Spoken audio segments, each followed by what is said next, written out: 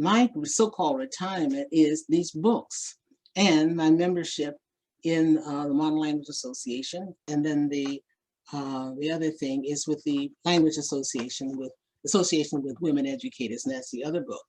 And they are very, very, very smart, very, the national organization is.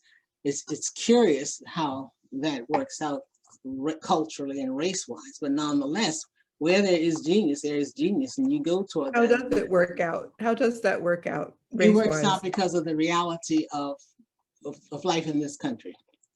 It's an excellent organization, but even when it was first founded, it was not founded by Black, white, Chinese people. It was founded by white people for whites.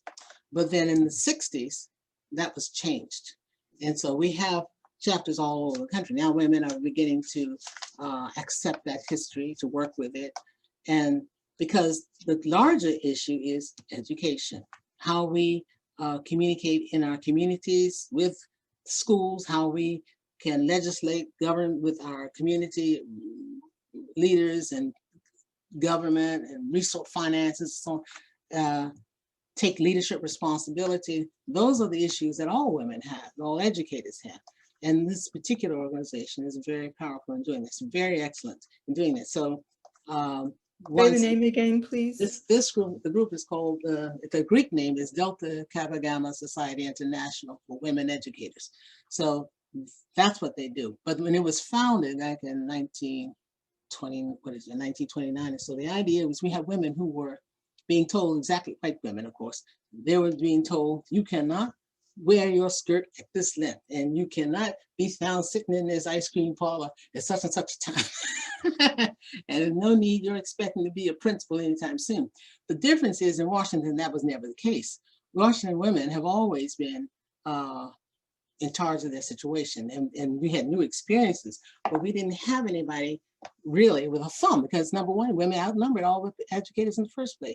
Men would come in and stay 1 or 2 years according to the record, and then they would go and become a preacher.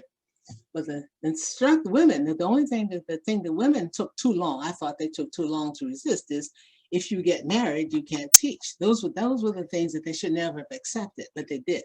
And that showed their weakness. And so it takes time, and historic time, to overcome this kind of stuff. We have so many things to overcome in this country, so many isms, and but nonetheless, we're not dealing with nearly the number of isms that a lot of other major cities are. We've always had excellent education, even when they were separate. We've had the best, very excellent teachers, very excellent programs, but the isms those are things that are bigger than teaching. Those are America. That's America. America's filled with isms, and that's what we have to deal with. That's our responsibility, to deal with as educators and as educated people, as people of God. You have to deal with these isms. You sound like you really grew up not worrying about those isms. I don't, no. And not feeling like it was a divided city. And that's just you. That's maybe, and I can trace that back to my father. You see, that it never, we knew about it, of course, because we went through in Howard. We had groups going out and demonstrating and sitting at the restaurant, the table, candle shops, and insisting on service. Those are things to do, and the causes are real. But that's how you have different ways, of course, to react to circumstances. My way was to work with my students and make sure that they knew who they were and move forward. If somebody can call you a bad name or whatever and call you something, you know who you are. I'm not going to have you, just because somebody's called you a name, I'm not going to support picking up a cudgel and beating somebody to death. That's stupid. The important thing is that you know who you are and you act accordingly.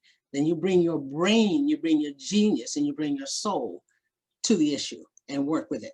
And once you do that, that issue 9 times, that piece of it will go away. It will always go away. But if we don't deal with these things, then they are always with us. We have a long way to go.